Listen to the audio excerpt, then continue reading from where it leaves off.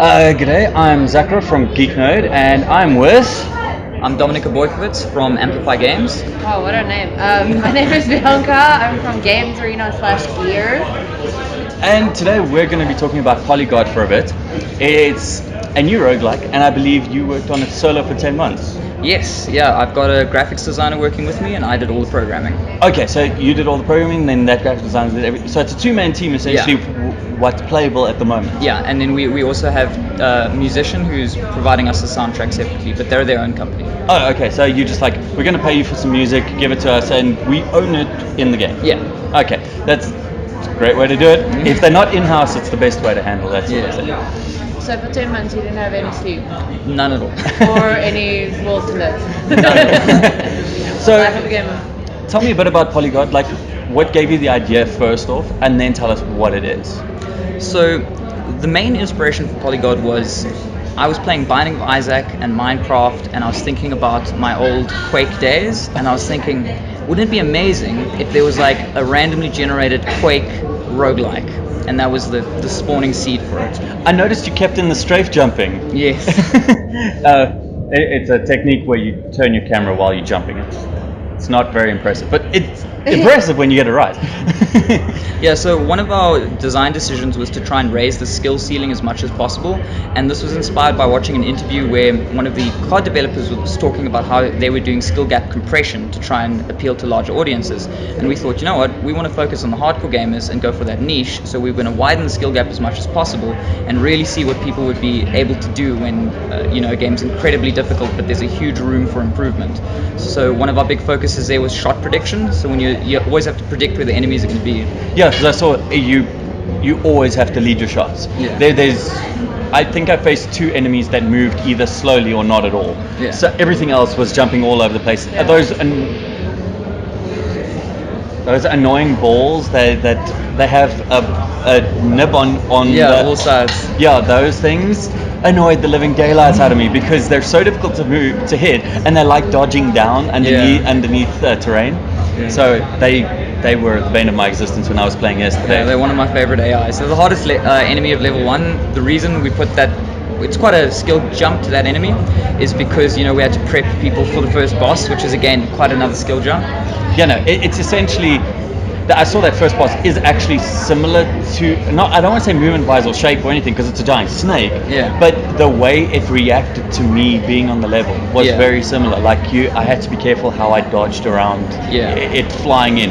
And my main mistake when I was facing off against it was I made two of them straight away. Got time. Yeah, no, I lost my train of thought. It's fine. But what I did see is that yesterday I pointed out that little Battlefield team member was enjoying the game so much. That's actually a testament that someone that is such a hardcore gamer, he's like, no, but I want to do it again because I know I can do it better.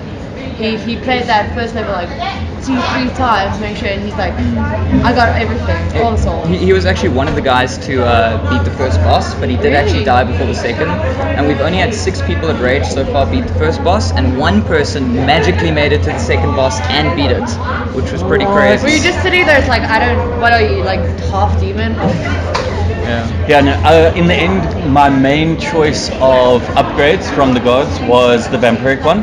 Yeah. Oh, that's such a tough one to play with. No, but it's because I actually realized once you get about 3 of them, you pretty much you never die. It's odds, so I just increased my odds so much to get health back. So every third shot, more or less, I was getting health back, and every now and then you'd be lucky and just be like, and you just get. But so with the vampiric one, every shot you take, you're losing a health.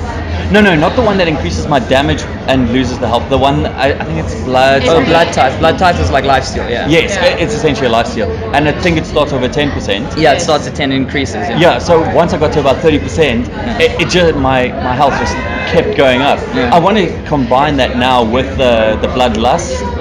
The one where you lose health to increase your damage. Oh, that's Indomitable Will. Indomitable Will. Yeah, so that's inspired a bit by Dota and some of those heroes. So the lower your health gets, the more damage and fire rate you get with that power up. We've got a few clutch power ups like that. Another one we have is Catch 22. Yeah. Where if you have 2 health or less, you do 5 times normal damage.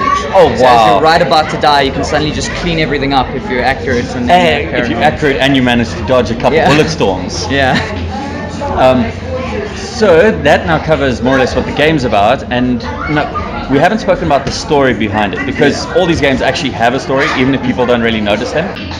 Okay, so what's the story behind it? So the main story of Polygod is following one of adversity and oppression. So the idea is that there's a bunch of different characters from different places in the universe that have all gone and prayed at this altar, and they've all been dropped into this weird purgatory realm where they're in a room of rest. They're all unsure of what's going on, and you're one of these people. Now, each person has a different reason for trying to ascend to godhood, and as you talk to the characters, you can discover more about their stories over time, and you can help some of them in the dungeons, and you'll find them randomly. And if you kill the non-playing characters, you'll actually end their quest lines prematurely. Wow. And if you kill their brothers, they'll get angry at you. Some of them will betray you. So you have to pay attention to these characters, because we wanted them to add an extra element of paranoia to the dungeons. That's all great. About killing those NPCs in that starting lobby. I kind of encouraged him to do it, like, 'cause he was like, no, but I keep dropping into the room of rest, like, kill everything. No, I mean, you get 7 extra souls. Yeah, no, I went through the gateway, and if you just walk through the gateway, you just drop back into the room of rest. I didn't realize you had to like start. There was that other little thing that you push E on to start the thing. We're actually fixing that. Yeah, so I kept like, I don't know what to do, so I just started killing things, because what else do you do? But I did go like, aren't you supposed to talk to them? Because I saw someone talk to them, and so that was one. Yeah. So yes, I ended up killing all your NPCs. I killed Brain first because he had the least health. Yeah. So when you kill Bran, we're actually going to give you an achievement, Kingslayer, because little reference to Game of Thrones there. I really thought it was Brain. I read wrong. But Bran makes way more sense now. Cooler name, way cooler name. Way cooler name than Brain. Then I spoke to the guy next to him, and he was like, "You killed my brother." Yeah. And he was really, really upset about that. Yeah. So that's Bran and Brontes. They're like enslaved eye people. So when you get to level 3, you'll see that the God of Wrath has actually taken Bran's people and turned them into enemies. So you'll fight his people warped into enemy versions in that level. Oh, okay. And you'll actually fight their third brother, is the third boss. Who's been enslaved to fight you. So all of the bosses and enemies in the game relate to the NPCs in some way, and there's a deeper story of their struggle against almost these overwhelming maniacal powers which are represented by these gods, and it creates a bit of an analogy with the... Yeah, no, that actually, it adds a bit more intrigue to the story, because like Binding of Isaac had the whole story of like mental illness and everything behind it that nobody actually really got. Because they were just like, I'm just running around shooting things. I mean, who doesn't notice? I mean, the things that Isaac is crying like all the time. Like, his weapon is crying, but that's not important. So that actually then brings into this as well, that are you going to try and put a bit more, because Binding of Isaac was really nice with its simplistic cartoon between each level to explain the story. Are you guys going to do something as well? Because I didn't get much story besides talking to people. So one of the things is we're going for a completely opt-in story, because we're focusing on speedrunners with this game. So when it comes to the story, you'll get most of that in the rooms of rest, where you'll talk to the various characters. In order to get the whole story, you're going to have to get to each room of rest and actually chat to the people. And you're also going to have to almost protect them a bit if you want them to be alive by the time you get to that room of rest, because they can die out in the dungeons and such. So, and they'll also randomly spawn in dungeons and give unique extra information. And another thing is that Bran is mute, so he can't speak. But there's a certain power-up that you can give to him that will give him speech, and you have to figure out which one that is, and he'll give you a huge amount of insights into the story. Oh wait, so you can actually give power-ups to those guys as well? And you can help them out. Some of them will ask you for souls, and some of them will give you power-ups later in the game if you help them out earlier. And a lot of the time it's like a non-linear exchange, so you're not sure if you're getting something back. Oh, so like, because that bee thing? I don't know what his name was, but I found... You're so insulting today. I apologize. I literally got the game yesterday. I played it. It's great fun, but I don't know all the names yet. Forgive me. They're weird names. It's like an anime. It's like it takes you like 300 episodes to learn everyone's name. But I found him out in the dungeon. So instead of killing him in the dungeon, if I tried to speak to him, I could have gotten something out of it. Yeah, he would have given you a bit more insight into what he's doing and stuff. I'll make sure not to just murder everything in sight next time. I'm gonna say like, guess who's restarting his game? It's a roguelike. You restart anyway, like every 5 minutes, so it's fine. Yeah, I mean that's also one of the reasons why I wanted to go for this whole permanence with the NPCs, because I love first-person shooters, but nothing breaks my immersion more than when I shoot someone and they just look at me and go, "Your objective is to run down there and destroy the tank," and I'm like, "I just shot you."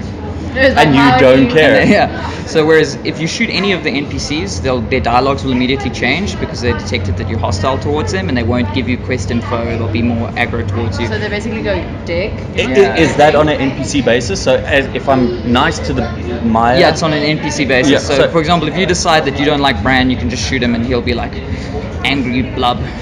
I actually knocked him off the map. Yeah, that's how I murdered him. Yeah.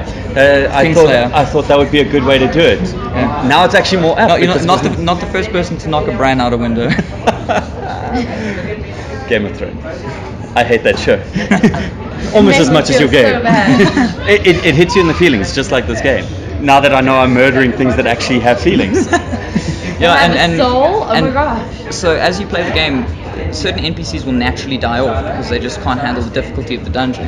So the only non-playing character, little spoiler, the only non-playing character that gets to the final room of rest with you is Bran, because you carry him in the bottle. Oh wow. And him and you have a little inside joke where he's like, "We both know you're picking me up here." You could say you're the carry. Should he hold the door? Oh. I'm hilarious. I'm so excited for season 7. Oh my gosh. And it's so close now. But we're getting off track, people. I digress. Are you bringing more people on board now that your game's Yeah, the ball's rolling? Yeah, so we actually got a bit overwhelmed by our greenlight because we didn't expect to get greenlit so fast, and we were suddenly scrambling to get everything ready for Steam. And then now we've been just Steam Early Access is happening so soon, so we're going to bring more people in, more programmers, and we're going to be adding tons of content. By the time I saw it was trying to get greenlit, it was already green.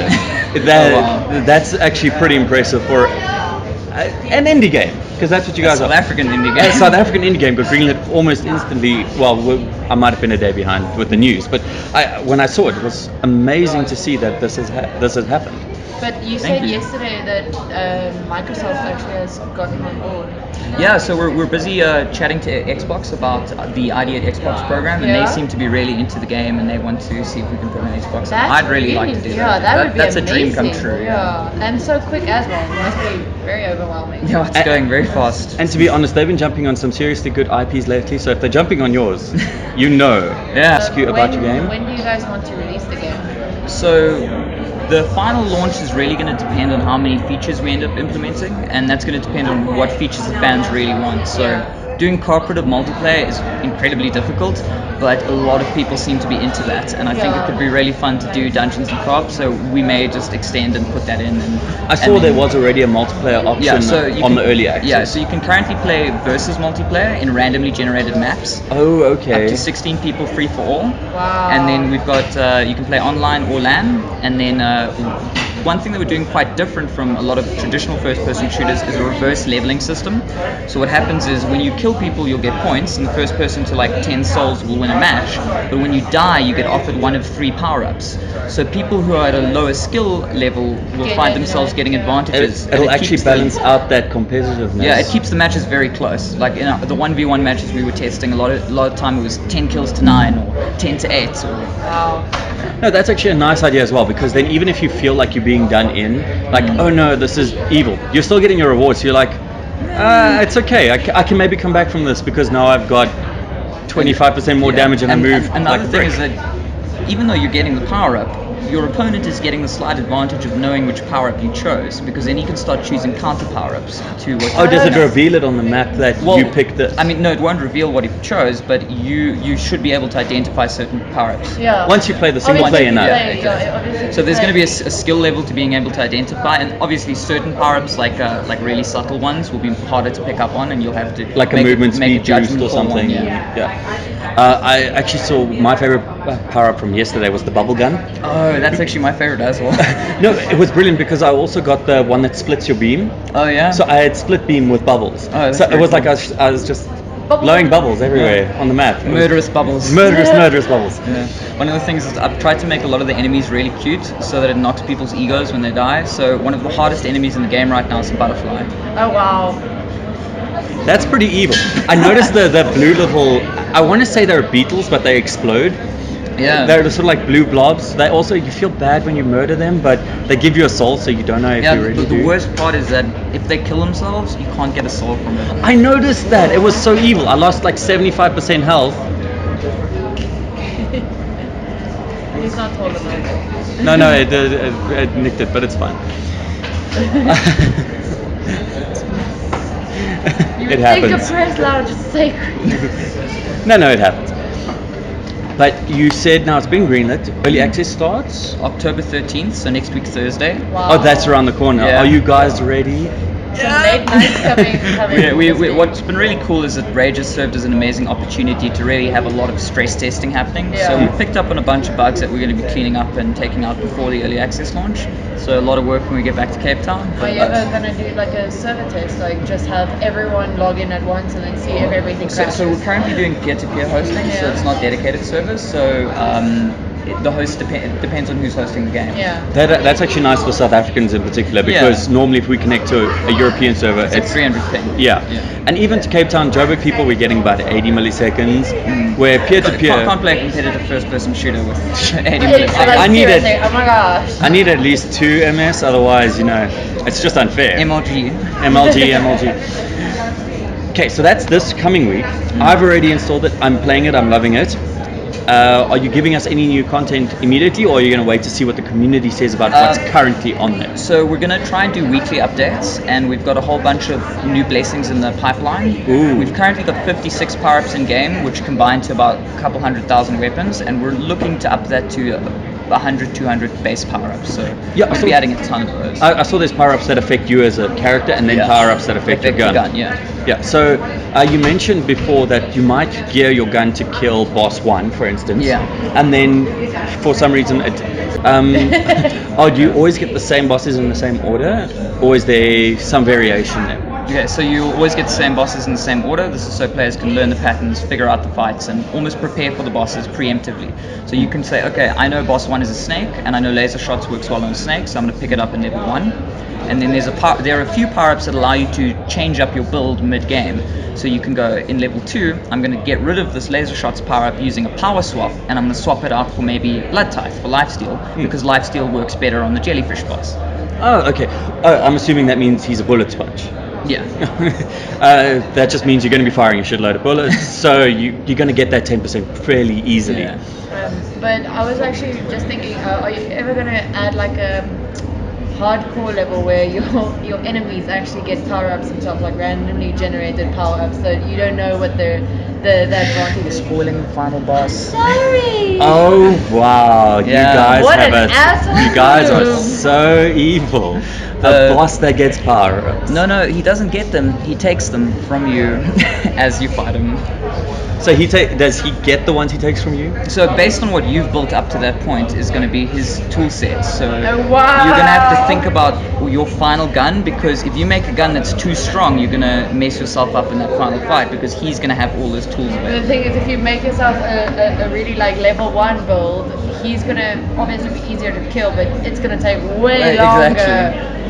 That's Wait, just- so he doesn't at least steal it, he duplicates almost. So it's almost, So what he'll do is, well, this is our preliminary design, we're still going to test it, Yeah, but obviously. he's going to drain all of your power-ups back to the base shooter. And then as you're playing, him and you are randomly going to each get 1 power-up from the pool.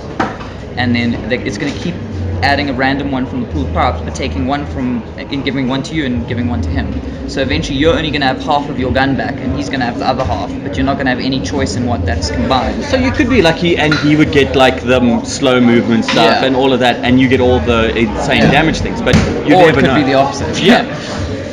Wow, this is going to be a fun ride. Thank you. I don't know if I have any other questions, Bianca. Just one. Where do you want to, like, where would you want like to end up with Polygon? Like, what would be the ultimate end all be for this game? Like, I would just love as many people as possible playing it. I just want a huge community of gamers that are like. go to your rage like, oh, you're the Polygon guy. It's like, yes, thank you. So I just want to get my game on. You just want people playing your game. Yeah, That's a very good. I just want to inflict deaths upon the world. Make as everyone many think as about possible. Many. What's sex for bone? We're here to make you think about death and stuff. I only died probably about 26 times yesterday, so That's pretty standard. Yeah. Maybe a bit above average. I'm not very good at games. Thanks. No, don't even. He gets play of the game in Overwatch like every single time he plays. No, but the funny thing is, it takes. We found with our beta testers, it's taking around 40 to 60 hours for people with like no first-person shooter experience to get enough skill to beat the first 4 levels. What makes us happy is that they are getting the skill over time. Yeah. But it's quite a lot of content. But I believe that's because it's quite a fast-moving game. So you can, when you die, you can jump straight back in. You're running into the fights again, and you're jumping. This is another reason why we're steering well away from cutscenes, because we don't want anything to interrupt the player between the death and replay phase.